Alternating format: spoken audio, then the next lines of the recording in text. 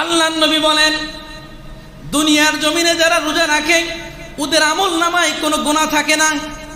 মান সামা রমাদানা ঈমানাও ওয়া ইহতিসাবা গুফিরা লাহু মা তাকদ্দামা মিন যামবিহি।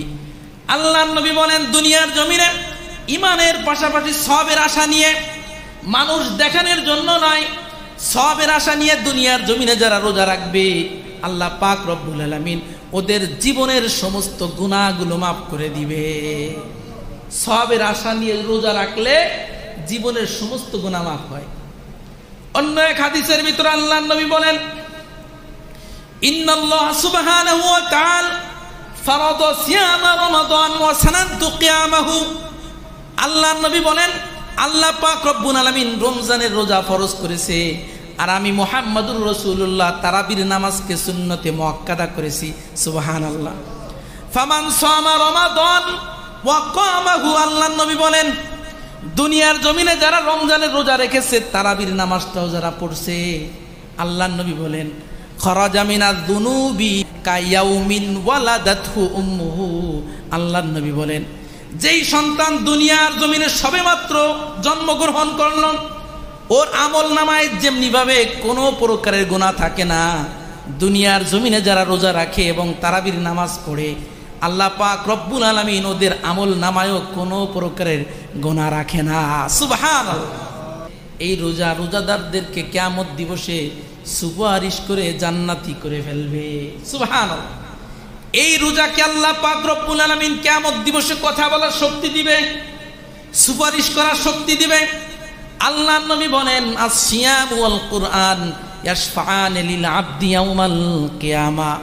কিয়ামত দিবসে শুধু মানুষ সুপারিশ করবে না, শুধু নবীরা সুপারিশ করবে না, শুধু শহীদরা সুপারিশ করবে না, বরং কুরআন এবং রোজা এই দুইটাকে আল্লাহ পাক রব্বুল আলামিন কিয়ামত দিবসে সুপারিশ করার ক্ষমতা দান করবে। রোজা কিয়ামত দিবসে দাঁড়িয়ে যাবে, আয়া রাব্বানা তুতাবা ওয়াস সাওয়াতা বিন নাহার। রব্বুল আলামিন, আপনার এই বান্দাকে আমি জাহান্নামে নিতে দিব না। আপনার এই বান্দার ব্যাপারে আমার একটা মুআমালা আছে। আপনার এই বান্দা দুনিয়ার জমিনে রোজা রেখেছে, এই রোজার মাধ্যমে এই বান্দা সমস্ত ধরনের পানাহার বর্জন করেছে, নিজের মনের চাহিদাকে নিয়ন্ত্রণ করেছে। অতএব রব্বুল আলামিন এই রোজাদারের ব্যাপারে আমার সুপারিশ গ্রহণ করতে হবে।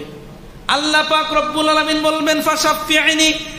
আল্লাহ পাক রব্বুল আলামিন বলবেন, এই রোজাদারের ব্যাপারে তুমি কি সুপারিশ করতে চাও, সুপারিশ করো, তোমার সুপারিশ আমি আল্লাহ গ্রহণ করব। রোজাদার তখন রোজাদারের জন্য রোজা আল্লাহ তাআলার কাছে সুপারিশ করবে, রব্বুল আলামিন যেই সকল বান্দারা দুনিয়ার জমিনে রোজা রেখেছে আমি তাদেরকে সরাসরি জান্নাতে নিয়ে যেতে চাই। সুবহানাল্লাহ। আল্লাহ তাআলা বলবেন, যাও, তোমাকে ক্ষমতা দিয়ে দিলাম, দুনিয়াতে যত রোজাদার ছিল সকলকে নিয়ে তুমি জান্নাতে চলে যাও। সুবহানাল্লাহ। ওয়ায়াকুলুল কুরআন। কিয়ামত দিবসে কোরআন বলবে, আয় রব মানাতুহু নাওমা বিল্লাইল। রব্বুল আলামিন, আপনার এই বান্দা সারা রাত না ঘুমিয়ে কোরআনুল কারীম তেলাওয়াত করেছে, এই জন্য আমি কোরআন তার ব্যাপারে সুপারিশ করতে চাই।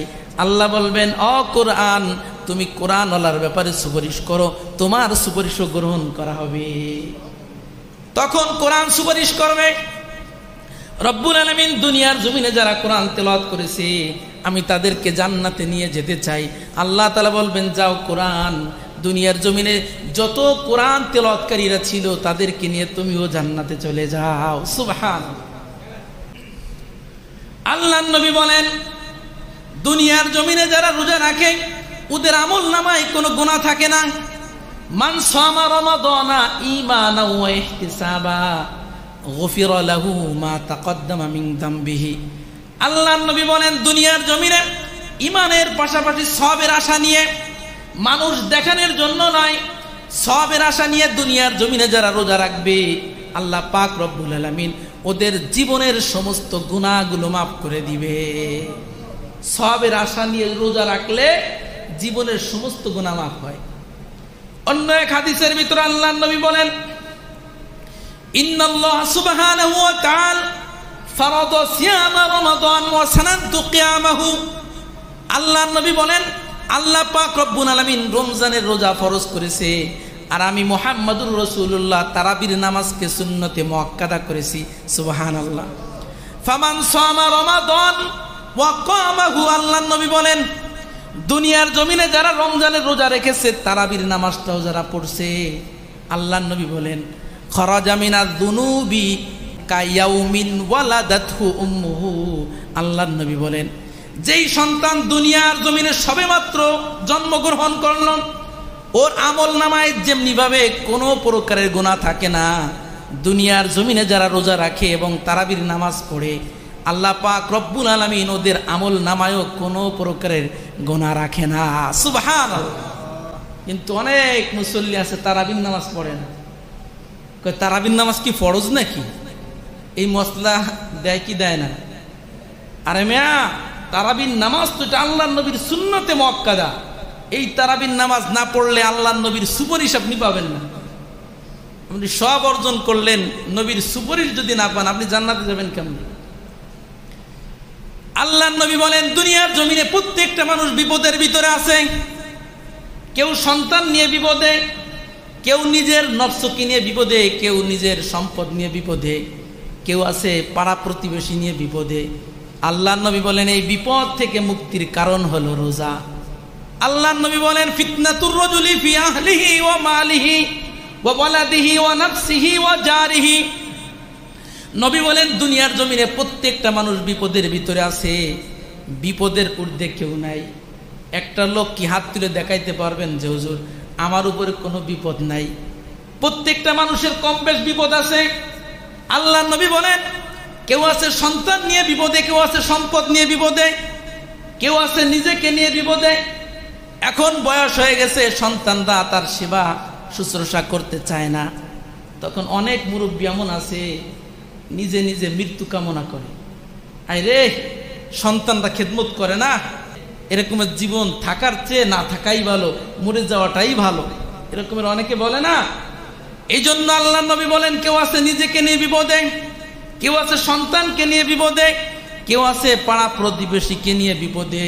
আল্লাহর নবী বলেন এই বিপদ থেকে যদি তোমরা বাঁচতে চাও তো কাফিরুহাস সালাতু ওয়াস সিয়াম, এই বিপদ থেকে বাঁচার সবচেয়ে বড় মাধ্যম হলো 1 নাম্বার নামাজ, 2 নাম্বার হলো রোজা। সুবহানাল্লাহ। সব ধরনের বিপদ থেকে যদি আপনি বাঁচতে চান, আল্লাহর নবী বলেন তাহলে নামাজ ধরো এবং রমজানের রোজাটা ঠিক মতন পালন করো, তাহলে তোমার সমস্ত বিপদ আল্লাহ তাআলা কি করবে? দূর করে দেবে। রোজাদারের প্রত্যেকটা জিনিস আল্লাহ তাআলার কাছে পছন্দনীয়। রোজাদারের হাসি আল্লাহ তাআলার কাছে প্রিয়, রোজাদারের কান্নাও আল্লাহর কাছে প্রিয়, রোজাদারের হাঁটাও আল্লাহর কাছে প্রিয়, এমনকি রোজাদারের মুখের দুর্গন্ধ পর্যন্ত আল্লাহর কাছে প্রিয়।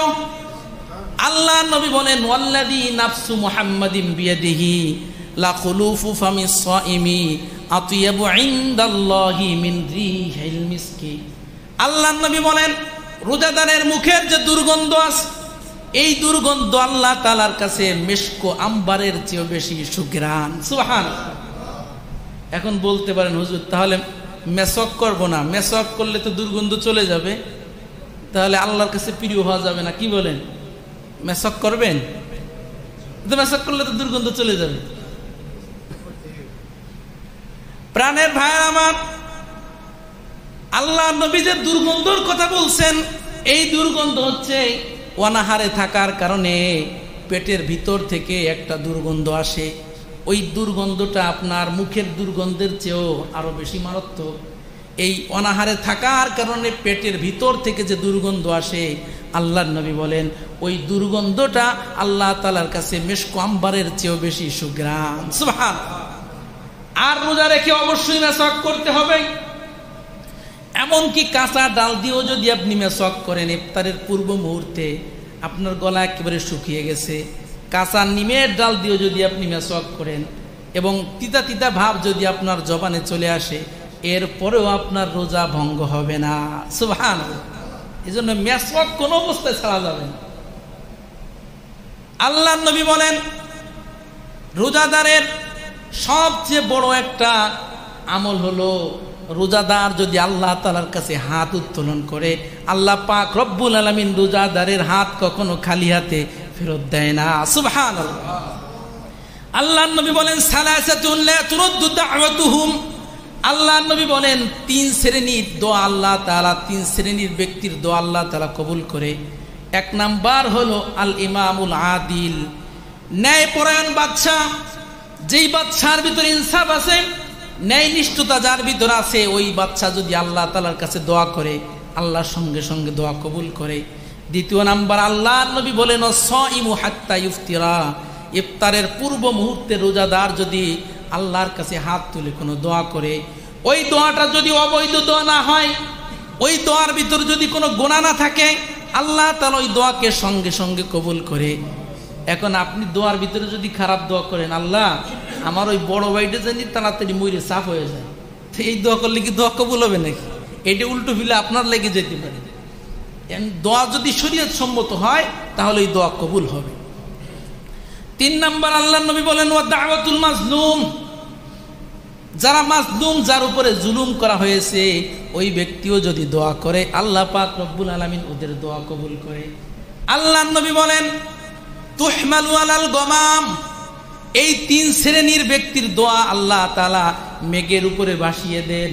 ওয়া তুফতাহু লাহা আবওয়াবুস সামা, এই তিন ব্যক্তির দোয়া গ্রহণের জন্য আল্লাহ পাক রব্বুল আলামিন আসমানের দরজাগুলো খুলে দেয়। সুবহানাল্লাহ। আল্লাহ পাক রব্বুল আলামিন বলেন লা আনসুরান্নাকা ওয়ালাউ বা'দা হিন, এই তিন শ্রেণীর ব্যক্তির ব্যাপারে আল্লাহ বলেন তোমরা কখনো চিন্তা করবা না, এই তিন শ্রেণীর ব্যক্তির দোয়া আমি আল্লাহ তাআলা অবশ্যই কবুল করব, মাঝে মাঝে একটু দেরি হতে পারে। সুবহানাল্লাহ। আল্লাহ বলে এই তিন শ্রেণীর মানুষের দোয়া অবশ্যই কবুল করব, এর মাঝে কোনো সন্দেহ নাই, কিন্তু একটু দেরি হতে পারে। ওয়ালাউ বা'দা হিন, মাঝে মাঝে একটু কি হতে পারে? দেরি হতে পারে। আল্লাহ পাক রব্বুল আলামিন রমজানের হক জেনে বুঝে আমল করার তৌফিক আমাদের সকলকে দান করেন, এবং তারাবির নামাজটা যেন আমরা সকলে জামাতের সঙ্গে পড়তে পারি, আল্লাহ তাআলা তৌফিক দান করেন। ওয়া আখিরু দাওয়ানা আলহামদুলিল্লাহি রাব্বিল আলামিন। আমরা যারা সুন্নত পড়িনি, সুন্নত পড়িনি।